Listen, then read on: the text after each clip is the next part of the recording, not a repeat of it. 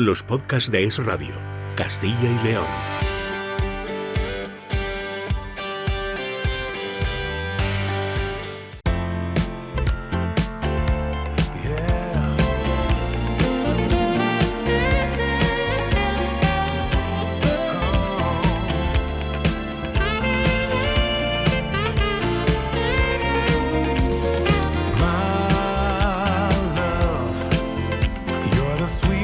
Bueno, os estaréis preguntando que dónde estamos, con quién está claro, ¿no? Ahora mismo hablamos con él. ¿Y dónde? Pues en una pista de básquet, en una pista de calle de baloncesto. Lo que pasa es que esta tiene una peculiaridad, ¿no? Y es que está al lado del Polideportivo Pisuerga y ahí estamos hablando de palabras mayores. Se ha vivido ACB, seguramente tiempos pasados fueron mejores, así que es una zona esta del barrio Arturo Iríes de Valladolid realmente baloncestística. ¿Y con quién? Pues ya lo estáis viendo, con Paco García. ¿Qué tal, Paco? ¿Cómo estás? Hola, buenos días. Bien, encantado de colaborar en este podcast y bueno, pues que ojalá lo vea mucha gente, le ayude a mucha gente y le interese a mucha gente. Seguro que sí. El sitio es bueno, ¿eh? El sitio es bueno, el día es espléndido. Sí. Esta es una cancha descubierta que se ha hecho en un espacio que había sido destinado para muchísimas cosas, pista de kart, centro deportivo y al final pues se ha convertido en una cancha de calle que, bueno, a estas horas no, porque son horas de colegio y de institutos, pero que a media tarde esto está lleno de chavales y de gente jugando y haciendo deporte. Eso es que es lo importante. Bueno, estamos con Paco García, que es uno de los entrenadores importantes del baloncesto español y que además ha sido un auténtico trotamundos. Ahora nos vas a contar todo tranquilamente, pero vamos al principio, si te parece. ¿Quién es Paco García? ¿Cómo empieza en el mundo del baloncesto y por qué? Bueno, pues Paco García es un niño del barrio del Paseo Zorrilla, de la calle Gabilondo, que va al colegio Ponce de León, que ahí es donde empieza a jugar pues un poco a todo. Mis padres han intentado que yo pues probara muchas cosas, hice judo, hice fútbol, hice baloncesto, probé con el balonmano, incluso con el voleibol. Mi padre con su cuadrilla de amigos pues iban al viejo Zorrilla y ahí pues me llevaba a mí de niño, me empezó a llevar al baloncesto. Tengo incluso recuerdos de la inauguración y de los primeros partidos del Polideportivo Huerta del Rey. Y bueno, pues que de ese colegio Ponce de León me formo después deportivamente en el Colegio Lourdes, académicamente en el Instituto Canterac, en Las Delicias. No he sido un buen estudiante, pero sí he intentado con el paso de los años tener una formación y una titulación que nunca se sabía para qué te podía servir. Y que bueno, una persona que convertí mi pasión en mi profesión y es algo que he intentado inculcar a mis hijas, ¿no? Que luchen por sus sueños, que luchen por sus pasiones, que nunca se sabe si se puede convertir en sus profesiones. Desde luego que sí. Estamos hablando, cuando tú de alguna manera ya empiezas a orientarte hacia el baloncesto, de la Valladolid de los años 80 más o menos, ¿no? Eso es. Bueno, yo estaba jugando y entrenando en equipos de base, de minibásquet, infantiles en el Colegio Lourdes, y hay dos personas para mí fundamentales en mi vida. Una es Luis Martín Moratinos y otra es el doctor Javier Alonso, que para mí han sido como dos hermanos mayores. Y ellos, cuando en un momento dado Mario Pesquera, en aquel Fórum Filatélico del año 87, plantea, del año 85, plantea que quiere un tercer ayudante, algo fuera de lugar por aquellos años. Ahora los staff técnicos son tremendamente numerosos, pero en aquel momento pues, Mario quería un tercer entrenador.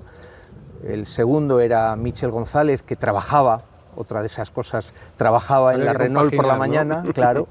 Y bueno, pues yo tenía disponibilidad y dieron mi nombre. Aún recuerdo la entrevista con Mario Pesquera en la calle Claudio Moyano, en la antigua sede del club, y me tiemblan las piernas, ¿no? Pero bueno, algo vería Mario que le gusté. Me incorporé a la primera plantilla, recién pasé a edad senior de jugador y bueno, pues era muy jovencito. Yo entré al equipo profesional del del Fórum Filatélico en la Liga ACB con 18 años como entrenador ayudante, muy jovencito. No, entiéndeme, eras nadie, eras nada, eras un crío todavía. Un niño. Y ya estabas ahí metido en el deporte profesional tremendo, ¿no? Precoz. Precoz. Piensa que yo entro con 18 años al equipo profesional como ayudante, que con 21 debuto como primer entrenador en lo que es hoy la Alep Oro, con el Hoover de Murcia, y que con 29 debuto en la Liga ACB como primer entrenador en Liga ACB, algo impensable. Ahora, por ejemplo, Gerard Encuentra, el entrenador del Lleida, cuando asciende, debuta en ACB, creo que es con 34 o 35 años, y ya se habla de un hito, y yo lo hice con 29. O sea, todo ha sido muy rápido, todo ha sido, bueno, viviendo y quemando etapas muy deprisa. Yo tuve una etapa en la que intenté formarme a lo máximo y que hice una apuesta personal de que, bueno, si esto tiene que ser mi trabajo, tengo que intentar ser el mejor en mi trabajo. Y si era ayudante, pues cuando pasé de Valladolid al Hoover de Murcia, o después mi paso por el Baskonia, que estuve 4 temporadas formándome con entrenadores como Herb Brown, como Manel Comas, como Iñaki Iriarte, pues era mi propia universidad donde yo me formé y yo intentaba ser el mejor, y de aquellas pues sí que era considerado como uno de los grandes segundos entrenadores de la liga. Fíjate que decías al principio, no fui un buen estudiante. A mí me parece una carrera universitaria, ser entrenador de algo y a máximo nivel, y de un deporte como el baloncesto. A mí baloncesto, bueno, casi todos, no quiero hacer de menos a nadie, baloncesto y fútbol americano me parecen tácticamente súper complicados. Complicados y deportes en constante evolución. O sea, en nuestro deporte cambiamos las reglas, las adaptamos a los nuevos tiempos, incluso ampliamos la superficie de la pista, porque evidentemente los cuerpos de ahora no son los cuerpos de hace 30 años. Entonces, bueno, yo no he sido un buen estudiante de materia porque mi cabeza estaba constantemente pensando en baloncesto, entonces era muy difícil concentrarte en matemáticas, en lengua, en latín, en algo que a mí no me aportaba personalmente nada. A mí me aportaba, pues, preparar mis entrenamientos para mis equipos luego por la tarde, y mi cabeza volaba demasiado. Lo que sí que es cierto es que después he intentado, pues, poder convalidar todas mis titulaciones de entrenador y obtener un grado 2, un nivel superior, y bueno, pues gracias a eso tengo esa titulación que no me va a hacer falta para trabajar en otra cosa, pero era bueno tenerlo y bueno, y luché por tenerlo. Hablabas de aquella reunión, ¿no?, para entrar en el club de tan jovencillo. Una vez que te dicen sí, una vez que entras, llegas al Pisuerga.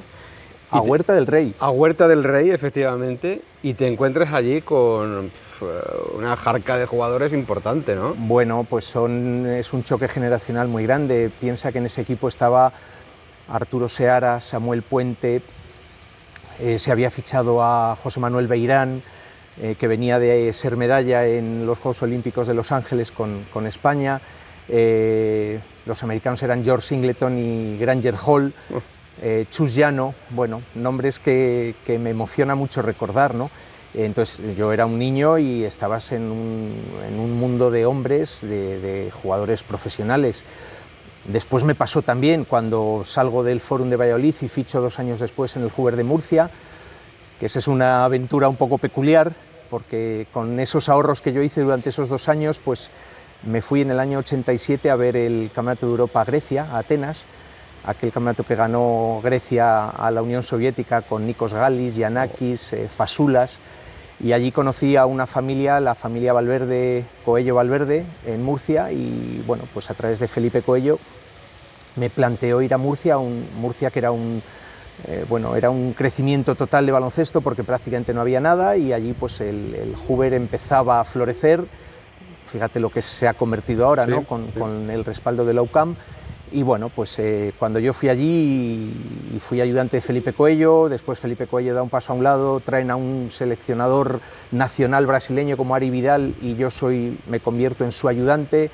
A Ari, cuando lo cesan, directamente me colocan a mí de primer entrenador con 21 años, y en ese equipo jugaba Martín de Francisco, que de aquellas tendría 37, 38, estaba Emilio Nicolau con 38 años y yo con 21 como entrenador. A veces pienso, ¿qué diría? ¿De qué manera te puedes ganar un respeto para que el jugador bueno, crea en lo que tú les estás proponiendo, ¿no? Claro.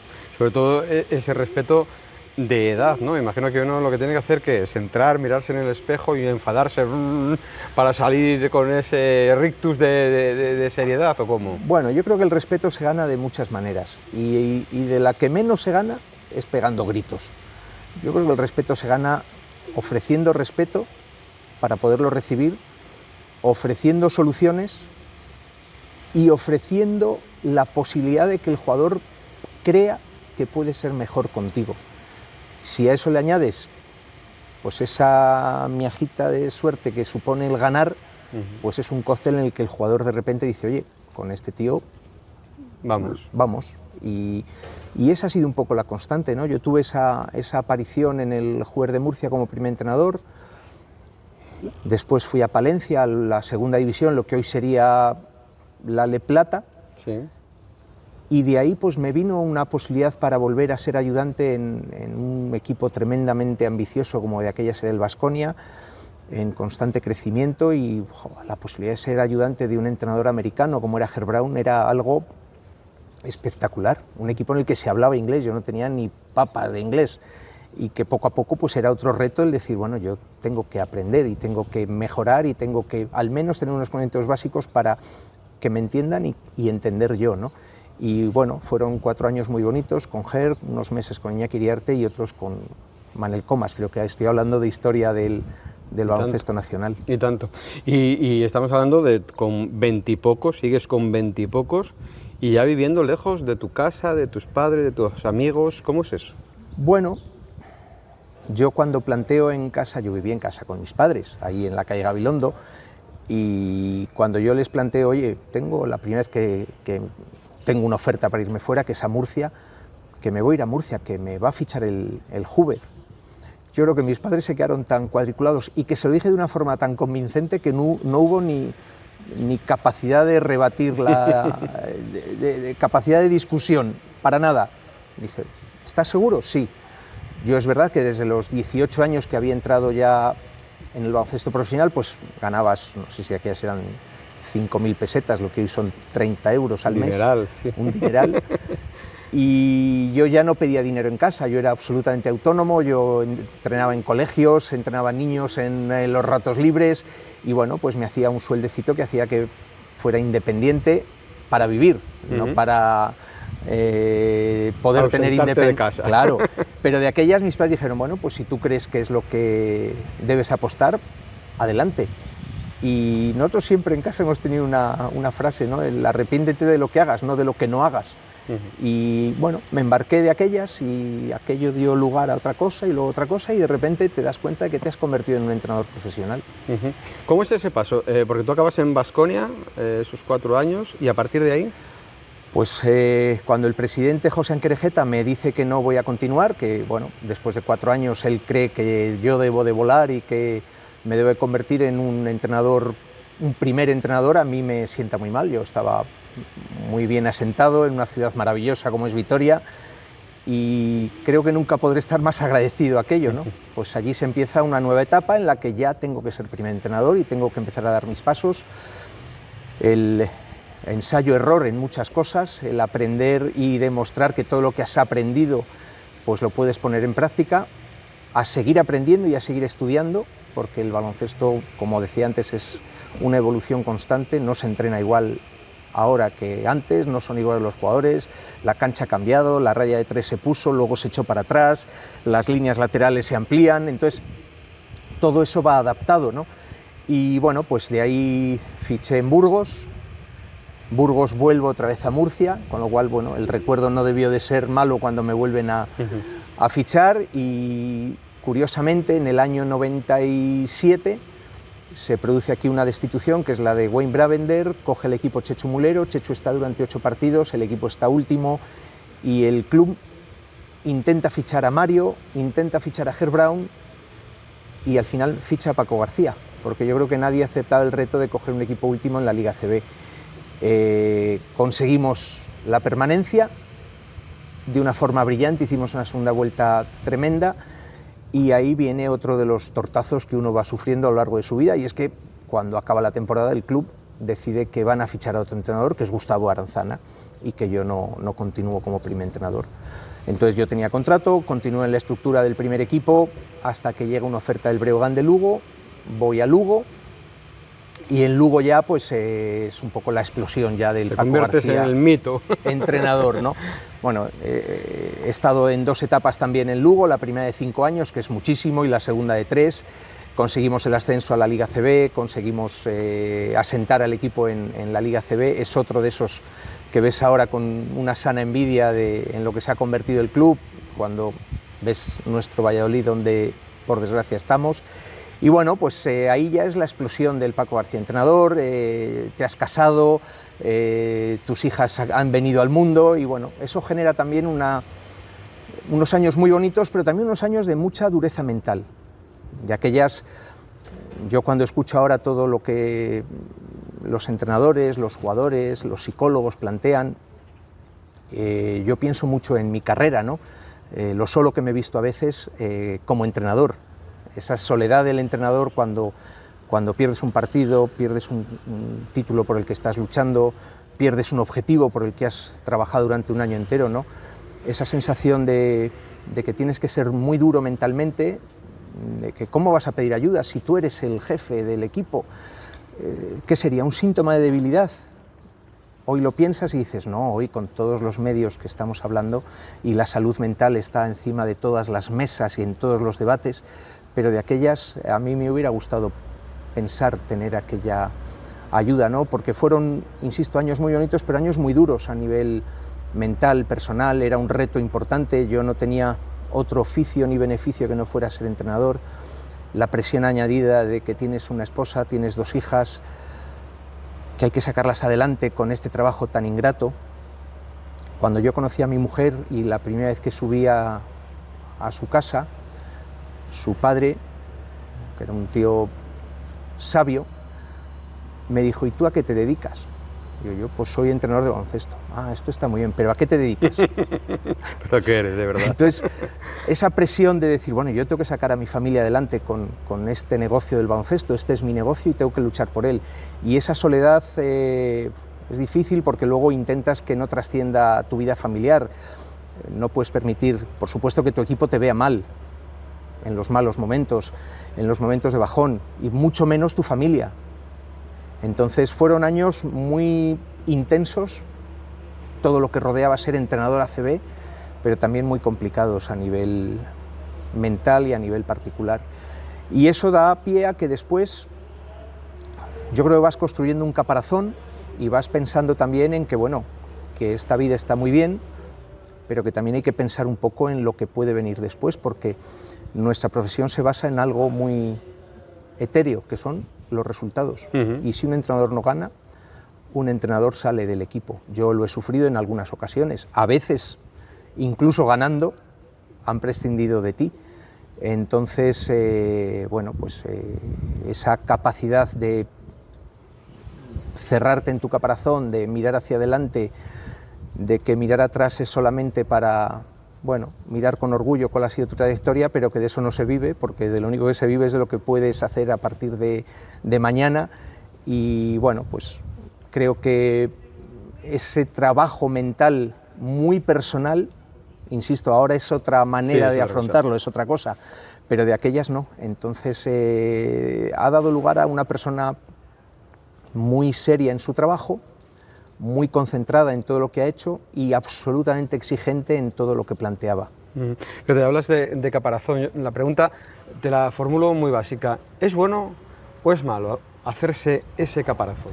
Bueno, pues... ¿O necesario? No sé. Yo creo que en ese momento mío era necesario. Era el inicio de los 2000. Insisto, no había los medios que había ahora. Si yo hubiera planteado en un momento dado en el club que necesitaba sentarme con un psicólogo y que necesitaba ayuda, posiblemente el club lo primero que hubiera hecho hubiera sido despedirme, porque estaba mostrando una fragilidad que el club no hubiera admitido, y mucho menos todo lo que yo llevaba detrás, ¿no? de un equipo, un staff técnico. ¿Qué es eso de que necesitas ayuda? Si tú estás aquí presente para ayudar a todos los demás. Claro. Entonces, en aquel momento fue necesario.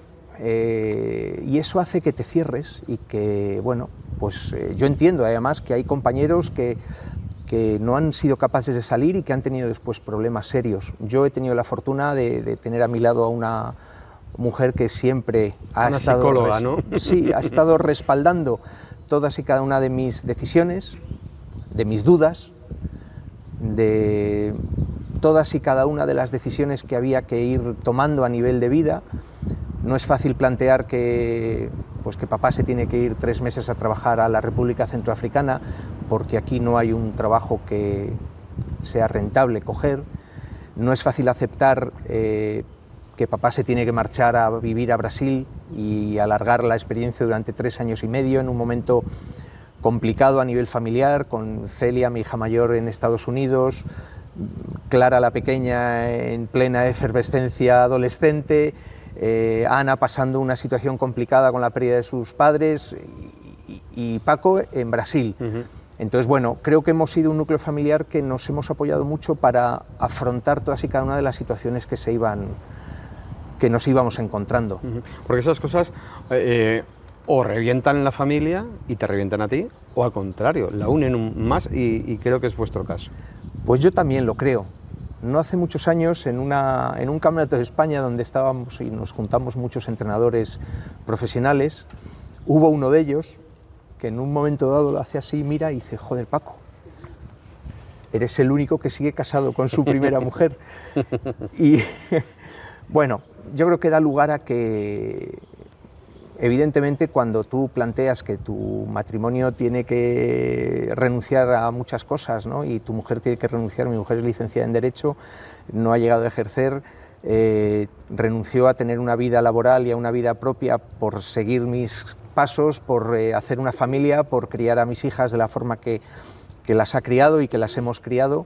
Y digo las ha porque esa vorágine del entrenador, cuando estás en la cima de la montaña, pues no solo eres el entrenador de club de Liga CB, sino que la federación se fija en ti y quiere que seas seleccionador nacional en alguna de las categorías de base y quiere que seas profesor en sus cursos y te usa como imagen para llevarte a clinics. Entonces yo siempre digo que 10 años de mi vida yo he renunciado a mi familia, a ver crecer a mis hijas por mi profesión, y eso tuvo un tope. Hasta aquí hemos llegado. El trabajo es el trabajo, las horas que sean necesarias en el despacho, la temporada dura hasta que termina la temporada, pero luego el tiempo es para mí y para mi familia, sobre todo. Fíjate, en estos episodios de cómo hemos cambiado, la mayor parte de entrevistas son con deportistas, ¿no? Y muchos nos han planteado más o menos lo que tú has comentado, pero no habíamos hablado con un entrenador que nos hablara de todo ese componente duro a nivel psicológico, de esa soledad de una persona, de la falta de ayudas que ha habido. Ahora parece que afortunadamente menos, pero todo esto no sale habitualmente, porque tú llegas a una rueda de prensa y el Eduardo Blanco de turno te dice que por qué jugó fulanito en vez de menganito, o por qué no hiciste un pick and roll no sé qué, y eso no se ve. Eso no se ve, y yo tengo que llegar a esa rueda de prensa dando una imagen de ¿qué? De fortaleza, aunque por dentro esté absolutamente derrumbado. Y tengo que dar una imagen en la que transmito que cuando mis jugadores les cuenten o vean la rueda de prensa, digan: mañana hay que ponerse otra vez manos a la obra, porque está manos a la obra. Y poca gente sabe lo que hay cuando tú cierras la puerta del despacho, te subes al coche, te vas a tu casa o te metes en la habitación de un hotel cuando has jugado fuera de casa y has perdido un partido importante. Esa sensación de frustración con la que aprendes a convivir, con la que te vas haciendo mayor.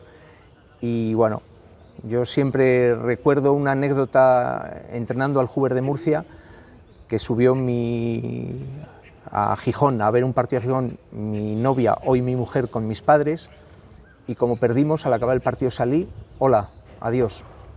Me subí al autobús y esa fue toda la conversación después del partido, con mis padres y con mi novia. Bueno, evidentemente eran otros tiempos y yo creo que la persona pues va evidentemente evolucionando hasta el punto de que al final, cuando tienes un revés deportivo, por muy fastidiado que estés, al día siguiente vuelve a salir el sol y tienes que volver a trabajar, y tienes a un equipo que te está esperando para que presentes soluciones, presentes retos y presentes una cara que el jugador haga que crea que de verdad estamos en el camino correcto, ¿no? Por mucho que por dentro estés recomiéndote con lo que ha fallado el día anterior. Qué complicado debe de ser, desde luego que sí. Oye, hemos hablado de tu etapa de Lugo podríamos decir, viene tu época de seleccionador mundial, allá donde te llamaran, y una vez que acabas en Brasil, ¿qué pasa?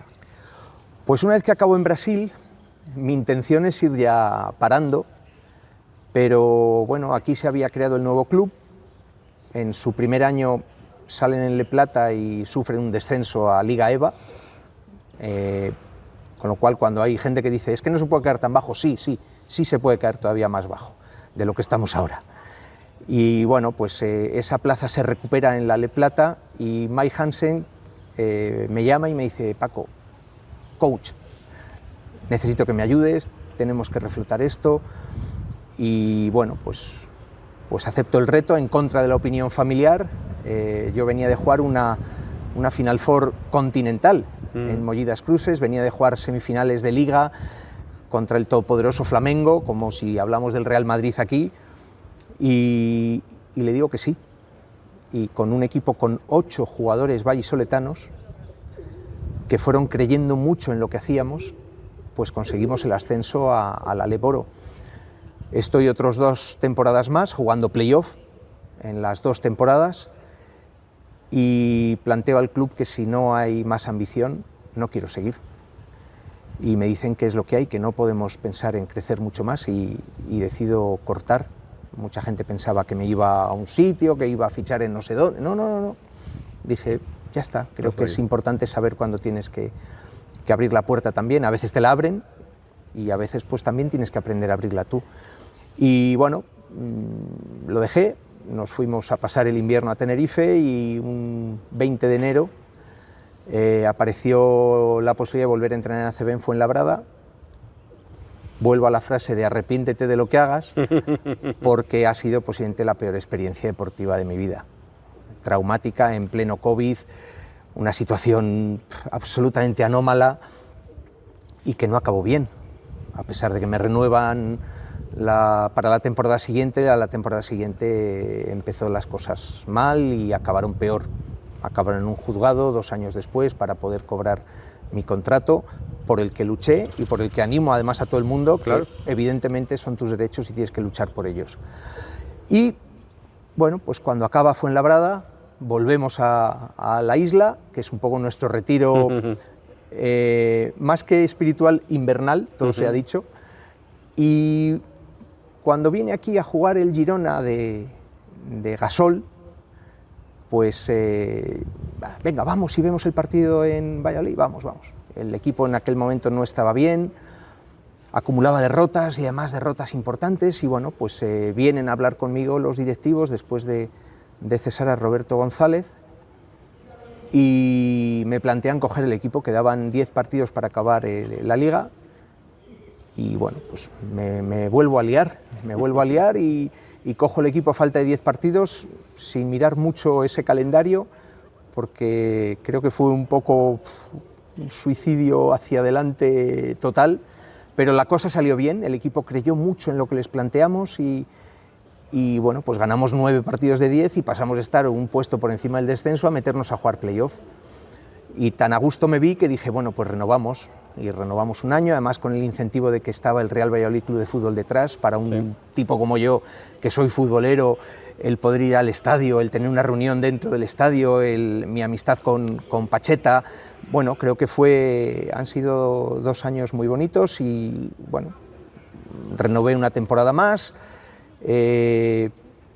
jugamos una Final Four para ascender a Liga ACB, al año siguiente volvimos a jugar playoff y al acabar esa temporada pues el club decide que creen que lo mejor es cortarme porque soy un entrenador muy caro, y ahí aparece siempre la famosa frase de ¿qué es caro? ¿Qué es caro? ¿Lo barato es caro? Pues al final sí, y se demostró la temporada siguiente, donde bueno, pues sufren un descenso. Pasamos de jugar playoff y Final Four en Leboro a sufrir un descenso con 4 entrenadores diferentes. Se baja a Le Plata y en Le Plata está el club ahora mismo. Y yo creo, después de esa salida, mi sensación es que hay que ir frenando. Y frenando significa que tiene que ser algo muy, muy, muy extraño para que de repente yo vuelva a coger un proyecto y vuelva a entrenar. Es decir, Paco García no está retirado, pero está apartado. Pues mira, tranquilamente apartado. Tranquilamente apartado. Hace poco leía que los toreros y los pintores nunca se retiran. Y yo dije, como rima, sumaría lo de los entrenadores. Claro. Los toreros, los pintores y los entrenadores nunca se retiran. Estamos ahí.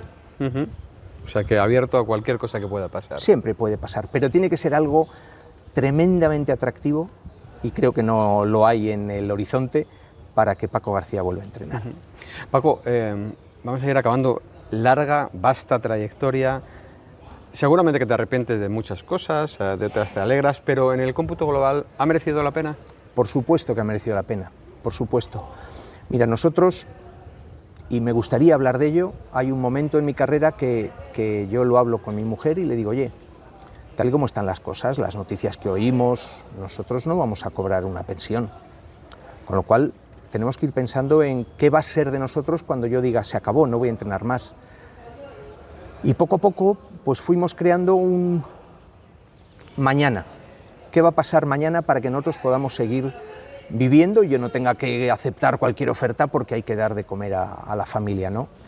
Y hace ya unos cuantos años empezamos a pensar que ese dinero que yo iba ganando y que, bueno, llegaba a casa, había que reinvertirlo en algo que fuera una realidad y que poco a poco nos fuera dando rendimientos hasta el punto de que pudiéramos vivir de ello una vez que yo dejara de entrenar. Y bueno, pues fuimos invirtiendo en inmuebles hasta tener una pequeñita red de inmuebles que nos permite el hecho de vivir ajenos al baloncesto completamente. Lo que es muy inteligente, por otra parte. Bueno, muchos compañeros, yo tengo ejemplos de amigos míos, entrenadores, que prefirieron invertir en comprarse una vivienda enorme donde vivir y donde tener una segunda vivienda en la costa y una tercera vivienda en no sé dónde. Y yo decía, no, yo sigo viviendo en Parquesol, en mi casa de hace 30 años, he tenido un coche durante 22 años y eso sí, lo que íbamos ganando pues lo íbamos invirtiendo en apartamentos que ahora nos permiten pues eso, tener una vida ajena al baloncesto, que eso ha sido también un poco, cuando mi carrera se encontraba a la mitad, una obsesión, el pensar que tenía que conseguir algo que me permitiera vivir ajeno al baloncesto. Claro. Y ahí en tu casa imagino que baloncesto, bueno, NBA poca, ¿sí? ¿Te NBA gusta más nada. la Euroliga? No me gusta la NBA, creo que no me aporta a mi baloncesto, a mi visión de baloncesto, no me aporta nada. Tuve la suerte de estar en el 2004 durante un mes y pico en la NBA desde dentro, primero en Miami y después en los Atlanta Hawks, donde aquel Herb Brown del que yo fui ayudante era a su vez ayudante en la NBA y me recibió, me metió dentro del staff técnico de los Hawks, estuve pues durante 2 semanas dentro del día a día, incluso un viaje con ellos, o sea, algo estupendo, pero creo que no me aporta nada, sinceramente no me gusta. Pero sí soy un apasionado de la Euroliga y luego cuando entrenas tienes que ver mucho baloncesto terrible por obligación, porque tienes que estudiar, preparar un partido, tal. Pero ahora que no lo veo por obligación, es una gran satisfacción ver el baloncesto que me apetece ver. Claro. Y entonces selecciono, bueno, pues hoy hay un buen partido de Leboro, hoy veo esto de Le Plata, al Valladolid intento verlo siempre porque, bueno, es mi equipo. Y después, bueno, pues mi vía de escape es el fútbol. Yo soy futbolero, me gusta el fútbol y es un poco la vía por donde yo busco la escapatoria, ¿no? Eso y los buenos paseos con tu mujer, que también los haces. Pues sí, así es. Tenemos 2 hijas, que Celia es jugadora de baloncesto en el Unicaja de Málaga, ha creado ahora un proyecto estupendo con el 3x3 que está muy bien respaldado y que, bueno, 3G como sponsor está haciendo ahí muchas cosas para que salga adelante. Y Clara, que podías pensar, ¿tu casa es baloncesto? No, Clara es bailarina, hizo su carrera en el conservatorio y después estuvo en Japón y ahora está en Benidorm. O sea, bueno, yo creo que cada una ha luchado por lo que por lo que le gustaba, por su sueño, y bueno, pues pueden vivir y pueden presumir, como ha hecho su padre, de vivir de lo que les gustaba. Qué bien, no está al alcance de todos. Paco, ha sido un auténtico placer charlar contigo esta media hora, un poquito más, 35 minutos. Muy bien, pues gracias. Para mí también. No había hablado, creo que de estas cosas nunca, con nadie a nivel público, o sea que también para mí ha sido muy bonito. Pues me alegro mucho. Gracias, Paco. Gracias a ti. Nosotros seguimos buscando personajes tan destacados como este en Castilla y León. Aquí, ¿cómo hemos cambiado? Los podcasts de Es Radio, Castilla y León.